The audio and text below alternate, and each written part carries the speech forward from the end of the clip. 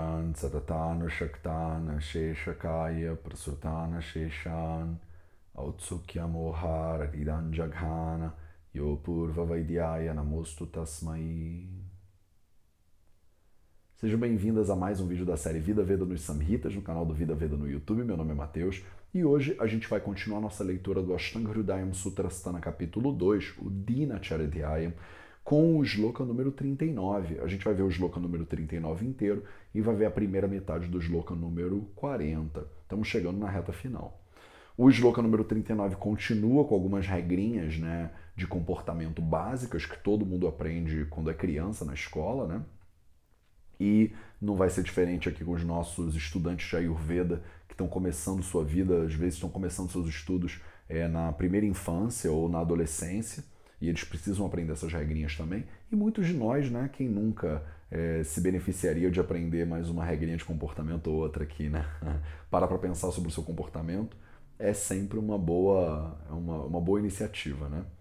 O shloka que eu quero ler com vocês hoje, o shloka número 39 e a primeira metade do 40, dizem o seguinte: Sarvathiksheta nadityam nabharam shira savahet neksheta pratatam sukshmam dipta medhya priyanicha madhya vikraya sandhana dana panani nacharet. Então, ele vem com algumas regrinhas bem básicas de comportamento, como, por exemplo, Sarvathiksheta nadityam. Então, Adityam é tudo que vem do sol, né? Tudo que é solar. Então, as luzes solares, os raios solares são os Adityam. Sarvata, de nenhuma maneira, de nenhum jeito, em nenhuma hipótese, na iksheta, você deveria olhar. Então, você nunca deveria olhar em nenhuma hipótese, sob nenhum contexto, com nenhuma desculpa, você deveria olhar para o sol. Isso é bem conselho que a gente estava criança também, né? Não fica parado olhando para o sol. Ele fala, se tiver um eclipse solar, não importa, você nunca deveria ficar olhando para o sol, porque ele queima a sua vista, né? Então, a gente cansa de saber isso, a gente ensina para as crianças isso no colégio. O sol, ele é extremamente nocivo à visão humana, então você não deveria ficar olhando para o sol. Na bharam shira savahet. Então, shira significa cabeça, né? Shirasa é tipo na cabeça. Bharam é um peso, é um fardo, é algo que você quer levar para algum lugar. Na vahet, o verbo vaha significa carregar. Então, você não deveria carregar nada em cima da sua cabeça, né? Não carregue coisas na cabeça. Você vê exemplos disso aqui na Índia, por exemplo, vê exemplos disso no Brasil também, de pessoas que equilibram alguma coisa na cabeça e usam a cabeça como suporte para transporte, né? E aqui eles estão deixando bem claro no Samhita, isso não deveria ser feito, né? Shira sabharam na vahet neksheta pratatam sukshmam dipta medya priyani. Então ele fala de algumas coisas que ele também aplica essa regra de você não iksheta, que você não deveria ficar olhando para essas coisas. Que tipo de coisas você não deveria ficar olhando? Você não deveria ficar olhando para coisas que são muito sukshmam. Sukshma significa sutil, é muito pequenininho. Então coisas muito pequenininhas você não deveria ficar tentando, forçando a sua visão, né, digamos assim. Pratatam são coisas que são muito espalhadas, né? São coisas que ocupam um espaço muito amplo. Dipta são fontes de luz e fontes de fogo, de inflamação, né? Então, de forma geral, antigamente seria uma fogueira, né? Seria uma fonte de fogo. Hoje em dia pode ser uma lâmpada, pode ser uma lanterna. Isso tudo entra em dipta. A medhya é tudo que é sujo, não é saudável. Tem uma palavra para isso em português, como a gente fala? Insalubre.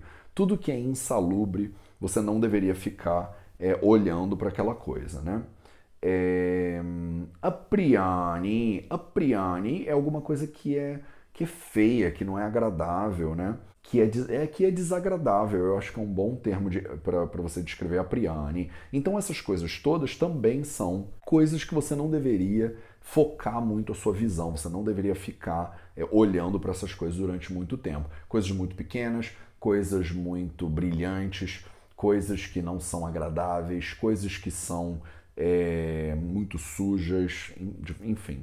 Acho que ficou claro, né? E a última regrinha, Medya Vikraya Sandhana Dana Panani Na Acharet. Então, quando a gente está falando de madhya, a gente está falando de tudo que é intoxicante. Então, a tradução mais comum de madhya é álcool, né? Bebidas alcoólicas. Mas a bebida alcoólica não é a única coisa que produz intoxicação no corpo. Então, qualquer coisa que seja intoxicante tem algumas regrinhas, né? Então, e nada disso é na acharet. Então, acharet significa fazer alguma coisa. Ele fala na acharet. Você não deveria fazer as seguintes coisas em relação a madhya, a coisas que produzem intoxicação no corpo. Leia-se aqui muito álcool, mas também outras formas, outras drogas, né? Então, você não deveria fazer vikraya, você não deveria vender essas coisas. Você não deveria fazer sandhana, você não deveria elaborar essas coisas. Você não deveria fazer dana, você não deveria distribuir essas coisas. E você não deveria panani, você não deveria beber essas coisas. Panã. Então você não deveria vender bebidas alcoólicas e intoxicantes e drogas de forma geral. Você não deveria elaborar bebidas alcoólicas, drogas e intoxicantes de forma geral. Você não deveria danar, você não deveria distribuir bebidas alcoólicas, tóxicas e intoxicantes de forma geral. E você não deveria panar, você não deveria beber álcool intoxicante de forma geral. Fica aqui a nossa última regrinha desse sloka que eu queria ler com vocês hoje. Então, basicamente hoje a gente falou que você não deveria olhar para o sol de forma contínua, né? Nenhuma maneira, sob nenhuma hipótese, de nenhuma forma. Você não deveria carregar coisas em cima da cabeça, principalmente coisas pesadas, né, em cima da cabeça. Você não deveria fixar também a sua visão em coisas muito pequenininhas, muito brilhantes, muito sujas ou coisas indesejáveis, coisas feias, coisas desagradáveis. E você não deveria vender, fazer, distribuir, nem beber bebidas alcoólicas ou coisas, elementos que sejam intoxicantes para o corpo e para a mente. Esse era o sloka que eu queria ler com vocês hoje e agora vamos para o nosso minutinho de sânscrito. No nosso minutinho de sânscrito de hoje, a gente vai continuar a nossa revisão, nossa primeira revisão das consoantes do Devanagari, né? Eu estava falando com vocês sobre os 5 locais de pronúncia das consoantes. No nosso encontro passado a gente falou das consoantes guturais e hoje a gente vai falar das consoantes palatais. Então, se as guturais elas são pronunciadas bem aqui embaixo, as palatais elas já são pronunciadas um pouco mais para cima, né? Então, bem no lugar do sininho, né? Da garganta, bem na úvula. E as consoantes palatais, de novo, são 5. São o ch, o j, e o nha. Ch, j, nha.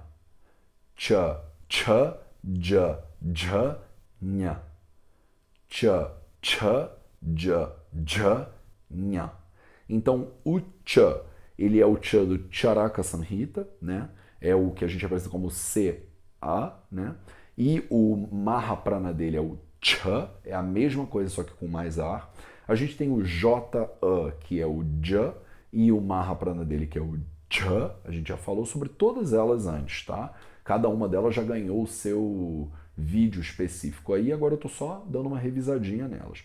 E a nasal palatal é o nha, que seria o NHA em português, e que aqui a gente representa como esse Nzinho aí. Bom, esse era o nosso minutinho de sânscrito de hoje. Eu espero que vocês estejam revisando isso também com a gente. Eu já falei de todas essas consoantes, mas agora, de agora em diante, até o final do próximo capítulo, a gente vai só revisar o alfabeto do Devanagari para aos poucos ele ir entranhando na cabeça de vocês. Então, mesmo aquelas de vocês que não estão estudando ativamente o sânscrito, se vocês só pararem para prestar atenção nesse minutinho de sânscrito, aos poucos algumas coisas vão entrando na cabeça de vocês. Óbvio que é muito melhor que vocês peguem esse conteúdo que eu estou explicando e vocês tentem aplicar ele aí, né? Então, por exemplo, a gente acabou de revisar as consoantes palatais, é bem legal que você pegue e procure elas aí no nosso Sloka, né? Vai uma por uma e vê se você consegue encontrar elas. Outra coisa que é muito interessante fazer é pegar cada consoante e misturar ela com cada vogal. Então você pegar o tch, por exemplo, e falar tcha, tcha, che, che, chi, chi, cho, cho, chu, chu e assim por diante. E colocando todas as vogais, misturando com elas e escrevendo isso para você ir fixando o alfabeto bem firme na sua cabeça, né? É óbvio que eu vou continuar revisando isso com vocês para aos pouquinhos ele vai entranhar na cabecinha de vocês de qualquer jeito, mas se você parar e se dedicar a esse estudo com mais dedicação, é óbvio que ele vai ficar muito melhor sedimentado, né? Bom, esse era o Sloka que eu queria ler com vocês hoje e o nosso minutinho de sânscrito correspondente. Muito obrigado pela sua presença e a gente se vê no próximo vídeo.